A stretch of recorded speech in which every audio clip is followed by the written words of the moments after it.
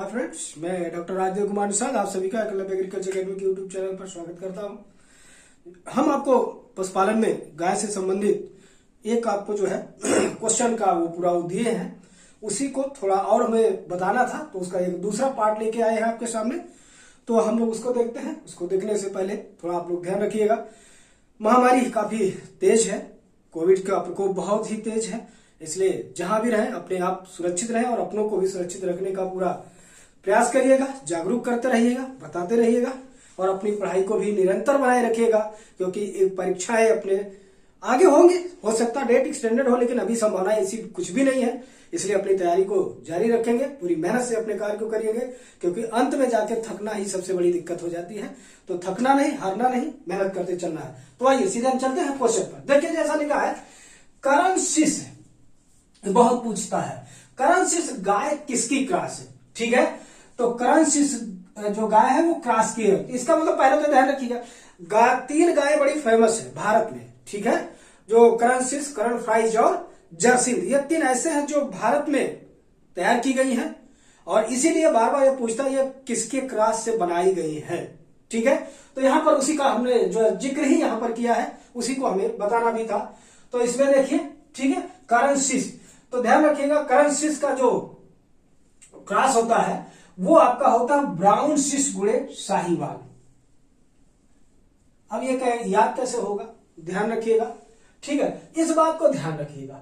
करण तो सीधे करनाल को इंडिकेट करता है, ठीक है, और सिस देखिए, सिस जो है स्विट्जरलैंड में भी और और देखे तो साहीवाल में भी है।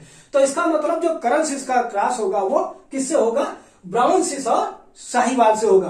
तो देखिए इसमें एक चीज ध्यान रखिएगा, जब भी एक पूछे इसमें का कौन मेल है और कौन फीमेल है, तो जो हमारी इंडियन होती है वो फीमेल ली जाती है। इसका मतलब ये साहीवाल का क्या होगा, यहाँ पे मैं लिख रहा हूं, यहाँ पर हम लिख दीजिए एफ, और ब्राउन सिस का क्या होगा? यम। ठीक है, ब्राउन सिस का यम, इसका मतलब मेल, मतलब ब्राउन सिस का मेल और साहीवाल का फीमेल। तो यहां पर हमने देखे एक ऑप्शन और लिख दिया है, थारपारकर गुणे होल्स्टीन फ्रीजियन। ठीक है, तो थारपारकर इंटू होल्स्टीन फ्रीजियन ये किसका है? ठीक है, तो देखिए एक हमने करंसिस बताया, दूसरा करण फ्राइज। तो करण फ्राइज का जो क्रॉस है वो कौन है? थारपारकर गुणे होल्स्टीन फ्रीजियन। यहां पर भी यही फार्मूला लगाना होगा, थारपारकर क्या होगी? फीमेल होगी, होल्स्टीन फ्रीजियन क्या होगा? मेल होगा। उसके बाद तीसरा देखिए लिखा है जर्सिंद, जर्सी गुणे सिंधी। तो जो सिंधी गुणे जर्सी क्रॉस है वो किसका है? वो जर्सिंद का है। किसका है? जर्सिंद का है। तो इसका मतलब देखिए जर्सी का क्या होगा? मेल, और सिंधी का क्या? फीमेल। दूसरा से सवाल एक और यही सवाल बन जाएगा कि ये कहां पे कराए गए, तो जहां जहां पर करंसिस और करण फ्राइज, वो ये बता ही रहा करनाल का है। करंसिस और करण फ्राइज क्या बता रहा है? कहां का? करनाल का, एनडीआरआई का है। ठीक है, बचा ये जर्सिंद। तो जर्सिंद कहां का है? आपके प्रयागराज या इलाहाबाद का, जो वर्तमान में सुअर्स बन गया है, पहले इसी को कहा जाता है नैनी एग्रीकल्चर इंस्टीट्यूट। तो ये वहां पे नैनी कहीं लिखा हुआ आपको नैनी मिलता है। जर्सिंद कहां से क्रॉस कराई निकाली गई है? नैनी से निकाली गई है। ठीक है ना, कोई मतलब नहीं। देखिए उसके बाद है, दुग्ध ज्वर से ग्रसित पशु के शरीर का तापमान होता है। जब कोई पशु दुग्ध ज्वर से ग्रसित हो जाती है तो उस समय उसके शरीर के तापमान पर क्या प्रभाव पड़ता है? तापमान अधिक हो जाता है, अधिक हो जाता है। यहां पर देखिए ज्यादा नहीं, ये बात कम की है, ठीक है, यहां पे कम होगा। ठीक है, अधिक होता है, कम होता है, सामान्य बना रहता है, ठीक है, या कोई परिवर्तन नहीं होता है। तो ध्यान रखिएगा, जब दुग्ध ज्वर से ग्रसित हो जाएंगे पशु तो उनके शरीर का तापमान क्या हो जाएगा? कम हो जाता है। और ये दुग्ध ज्वर जो हाईली मिल्क प्रोड्यूसिंग होते हैं, जो उच्च दुग्ध उत्पादन क्षमता वाले पशु होते हैं, उसी में ये पाया जाता है। ठीक है, तो इसका क्या आंसर हो गया? कम हो जाएगा। उसके बाद है, गाय के पेट का कौन सा भाग सत्य पेट कहलाता है? ठीक है, गाय के पेट का कौन सा भाग सत्य पेट कहलाता है? ऑप्शन है र्यूमन, रेटिकुलम, ओमेजम, एवोमेजम। ये देखिए, जब मैं आपको सारे ऑप्शन आपके सामने पढ़ता हूं तो हमेशा आप सिर्फ ये ना ढूंढिए कि सत्य कौन है। ये सारे ऑप्शन पर ध्यान लगाइए। क्यों? क्योंकि जब आप एग्जाम में बैठेंगे तो आपको वहां पे सारे ऑप्शन को देखना होगा, इसमें से कौन सही है। इसीलिए मैं ऑप्शन को पढ़ने का प्रयास करता हूं, ठीक है, अन्यथा हम सीधे वही ऑप्शन बता करके आगे निकल जाते हैं, ठीक है। तो क्या क्या है? र्यूमन है, रेटिकुलम है, ओमाइजम है और एगोमाइजम। तो ध्यान रखिएगा चारे होती हैं, पहला र्यूमन, दूसरा रेटिकुलम, ठीक है, तीसरा ओमाइजम और चौथा एगोमाइजम। तो जो सख्त पेट होता है उसे क्या कहते हैं? एगोमाइजम कहते हैं, ठीक है। उसके बाद गाय को प्रतिदिन हरे चारे की आवश्यकता होती है, ठीक है। तो प्रतिदिन कितने चारे की आवश्यकता होती है? 3 किलोग्राम, 8 से 10 किलोग्राम, 5 से 8 किलोग्राम या 10 से 12 किलोग्राम। तो कितने की होती है?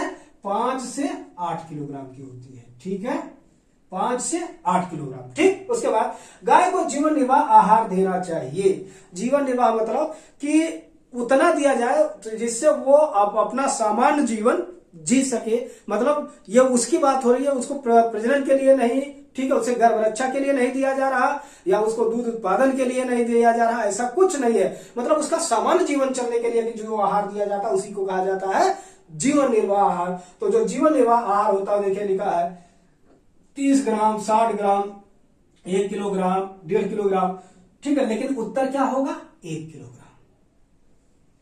क्या होगा उत्तर? 1 किलोग्राम। अब 30 किलोग्राम, भाई एक गाय को 30 किलोग्राम है, 30 ग्राम कॉमन सॉल्ट या साधारण नमक जो है 24 घंटे में देना चाहिए। 60 ग्राम उसको जो है क्या देना चाहिए? मिनरल मिक्सचर, खनिज देना चाहिए, ठीक है।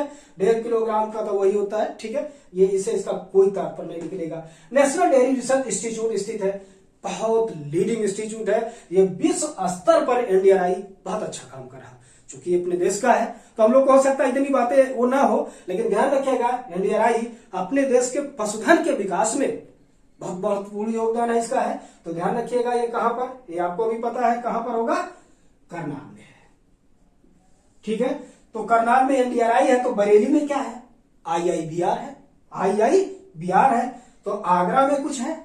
आगरा में ऐसा कुछ नहीं है, ठीक है।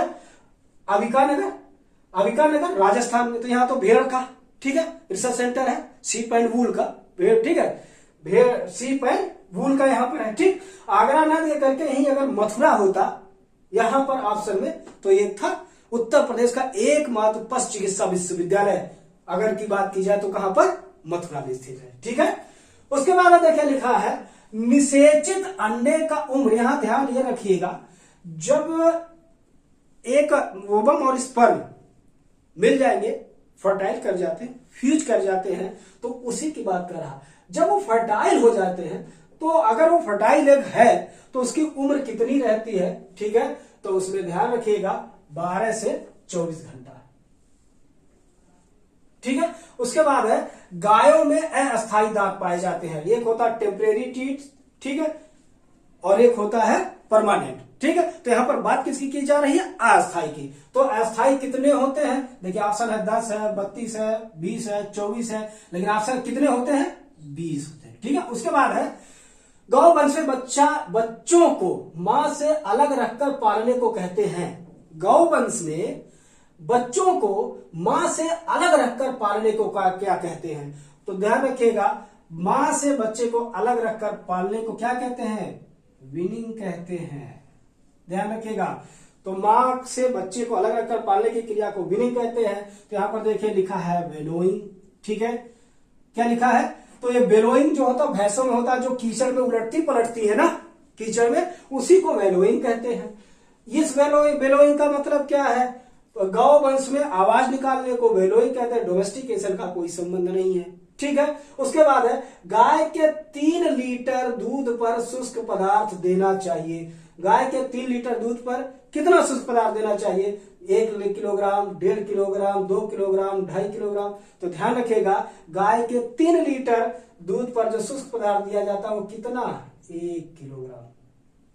अगर भैंस की बात की जाए तो भैंस के 3 नहीं 2.5 लीटर दूध पर 1 किलोग्राम शुष्क पदार्थ दिया जाता है, ठीक है। उसके बाद है गाय के आहार में डीसीपी होना चाहिए, ठीक है। डीसीपी का मतलब डाइजेस्टिबल क्रूड प्रोटीन, ठीक है, डाइजेस्टिबल क्रूड प्रोटीन। तो गाय के आहार में डीसीपी होना चाहिए 0 से 5%, 5 से 10%, 10 से 15% और 15 से 18%। तो कितना होता है? आंसर कितना होता है?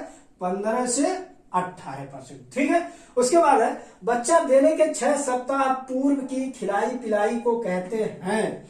बच्चा देने के 6 सप्ताह पूर्व की खिलाई पिलाई को कहते हैं। 6 सप्ताह पूर्व की खिलाई पिलाई को क्या कहते हैं, ध्यान रखिएगा। यहाँ पे एक ऑप्शन है, देखिए अब ऑप्शन में देखिए क्या लिखा है, holding up, steaming up, carving, tattooing.